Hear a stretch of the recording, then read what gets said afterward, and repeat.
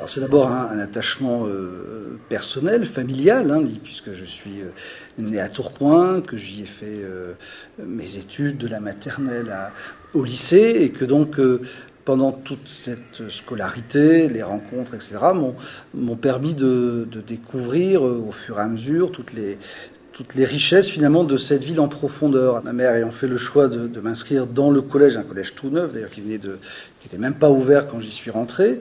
Et ce collège, c'était le collège du quartier du Clinquet, au Rayon et du Pont-Rompu. Et donc ça a été pour moi un moment d'ouverture, je disais un moment où j'ai grandi, parce que ma connaissance finalement de la diversité qui était là juste à côté, mais que je ne connaissais pas, de populations venues d'ailleurs, mais qui étaient là, qui étaient en train de devenir mes amis, mes complices. Et donc ça a été un moment d'une ouverture très très importante. Cette ville qui est d'abord une ville ancienne, puisqu'elle a plus de 1000 ans d'histoire derrière elle, dont une grande partie, environ 700 ans, sont constituées autour du textile exclusivement.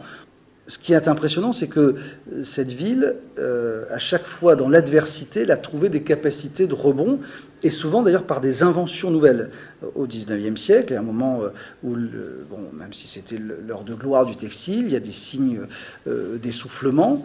Ils vont chercher en Grande-Bretagne des matériaux, des technologies que les Tourcoingnois vont implanter ici et qui vont d'ailleurs secouer les autres.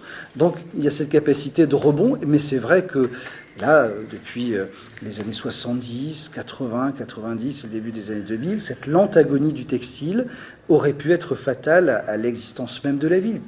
Rien nous ayant été donné, tout doit être arraché finalement par la volonté, par la vision qu'on a aussi du positionnement de la ville, de sa contribution possible avec ses forces, ses ressources, mais aussi en la regardant avec ses défis à relever. Donc oui, on a évité le pire, je crois qu'on a créé les conditions de la mutation, c'est-à-dire d'une nouvelle page de son histoire, et je crois vraiment qu'on est dans ce moment d'un tournant historique où voilà, l'héritage de cette longue épopée autour du textile appartient un petit peu à la fois à l'histoire, justement, et qu'il nous revient maintenant d'écrire les nouvelles pages et de constituer l'histoire de demain.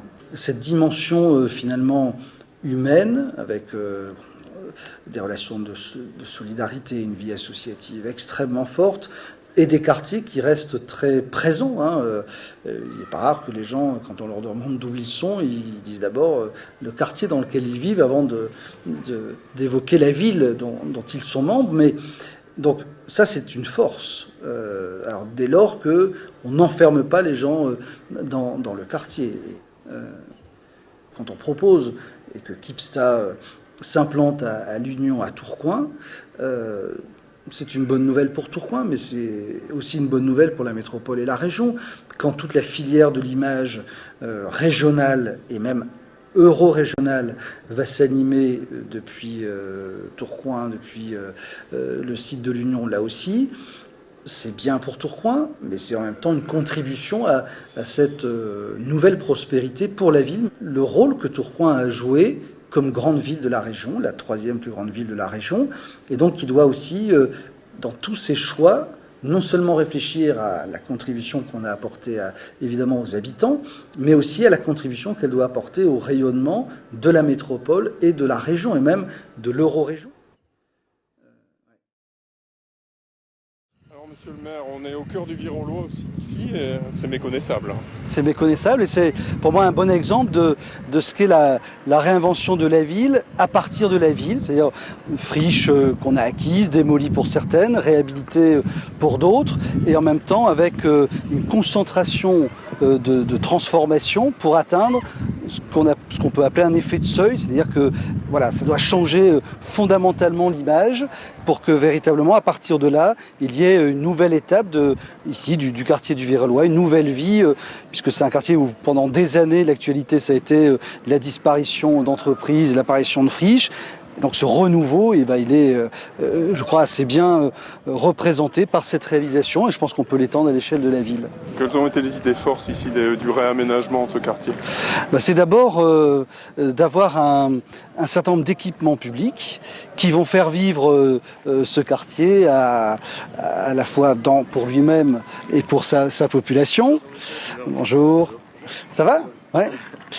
Mais en même temps, ces grands équipements-là, ils rayonnent pour toute la ville.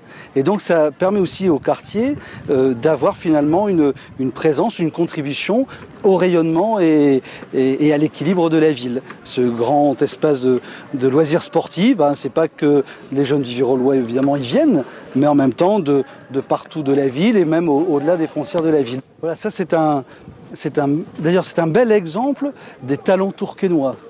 Puisque la transformation de cette ancienne usine, alors qui est en même temps un aspect très contemporain aujourd'hui, mais en fait c'est le bâtiment d'une ancienne usine qu'on a maintenu, on va le voir en rentrant, et c'est l'équipe Escudier-Fermaux qui l'a conçu.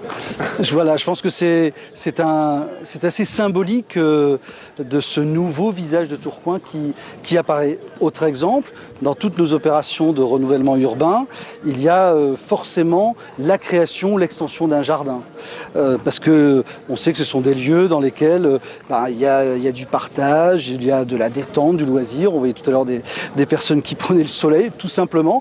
Ça, c'était impossible il y a 5 ans au Virolois, puisqu'il n'y avait aucun parc ni aucun jardin.